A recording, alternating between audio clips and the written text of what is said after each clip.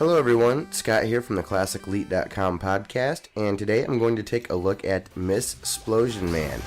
This is a side-scrolling action platformer, and it's a sequel to the very popular Splosion Man from 2009. This game is available on the Xbox Live Arcade and was developed by Twisted Pixel Games. This review was also recorded with the Aver TV USB HD DVR. Now, before I get started, I have to admit that I have not played Splosion Man, so I'm not going to be making any comparisons to that game in this review. This is my favorite video game genre, and Splosion Man really delivers. This game can be very challenging, but for me the difficulty is one of my favorite aspects of the game. It mixes some puzzle elements to the traditional platforming that you'll notice, and it keeps the game from getting repetitive, and it always feels pretty fresh. Now, the gameplay is pretty straightforward. You need to get through obstacles to get to the end of the stage. The main game mechanic that is used is very similar to a triple jump. You can explode 3 times in a row before needing to recharge. Now, your explosions can be used to activate exploding barrels, cannons, and other items to progress through the stage. There's both single and multiplayer modes, and each mode has 50 unique levels. So to a little over 100 levels might not sound like a lot, but trust me, there's a lot of gameplay here. Some of the levels can take a pretty good chunk of time to get through on your first try. However, there are very frequent checkpoints and also some decent loading times between your deaths, so the challenge actually gets really addicting. And overall, the game looks great. I like the art style, I like the color schemes, and the details in the background are great.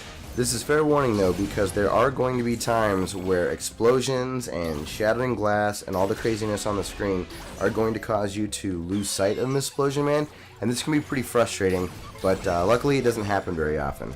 Okay, now it's time to talk about the level design, and it's awesome, especially in the multiplayer. It just flat out comes across as creative to me, and it definitely pays homage to some classics from the 8 and 16-bit eras. This game requires such good precision and timing that the controls needed to be as good as they are. I definitely feel very in control of Splosion Man, and I feel like you have some very good range to make adjustments in mid-air.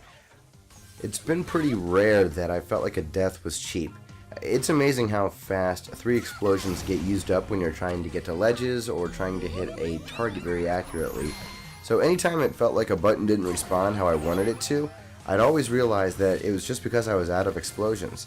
So the only complaint that I've really seen about this game is that loading times between stages can take a while, but it's really not that bad. And if there are going to be loading times, I'd much rather them be before the level starts than actually in between deaths.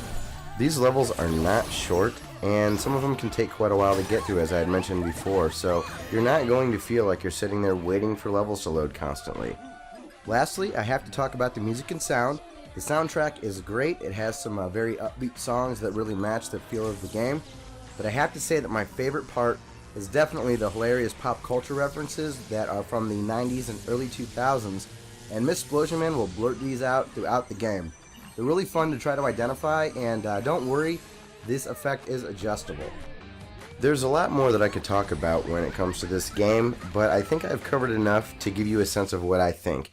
So for more on Splosion Man, please visit the links below, and for more on Classic Elite, visit ClassicElite.com, like us on Facebook, and follow us on Twitter. Thanks a lot for watching.